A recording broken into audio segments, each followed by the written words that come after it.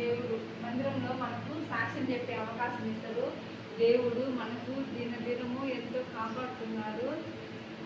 ఎవరు కానీ ప్రతి ఆదివారం అందరూ చర్చికి వెళ్ళండి. ఎందుకంటే ఒక ఆదివారం మిస్ అయితే 1000 దినముల ఆశీర్వాదం పోగొట్టుకున్నట్టు.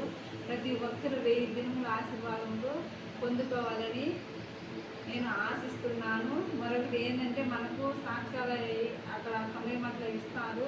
ఏ ఒక్కరూ సాక్ష్యం చెప్పడంలో సిగ్గుపడగాకండి. ఎందుకంటే మన దేవుడి గురించి మనం సిగ్గుపడితే ఆయన అక్కడ మన గురించి చెప్పడానికి ఆయన సిగ్గుపడతాడు. మన దేవుడి గురించి మనము ఎక్కడికి పోయినా కానీ మందిరంలో అయితేనేమి, ఇంటి అయితేనేమి, బయట అయితేనేమి ఆయన గురించి ఘనంగా గొప్పగా చెప్పాలా. ఒక మనిషి సహాయం చేస్తేనే జీవితాంతం ఆ మనిషిని గుర్తుపెట్టుకొని జ్ఞాపకం చేసుకోగలుగుతాము. అట్లాంటిది మన దేవుడు మన కోసం రక్తంని సిందించి, మన కోసం మరణించి, మన కోసం సజీవుడిగా లేచిన దేవుడు. మన దేవుణ్ణి మనం బ్రతికిన నాళ్ళు జీవితాంతము ఆయన్ని స్తుతించి ఆయన్ను గణపరుస్తాం. దేవుడు ఈ మాటలు దీవించును కాక. ఆమేన్.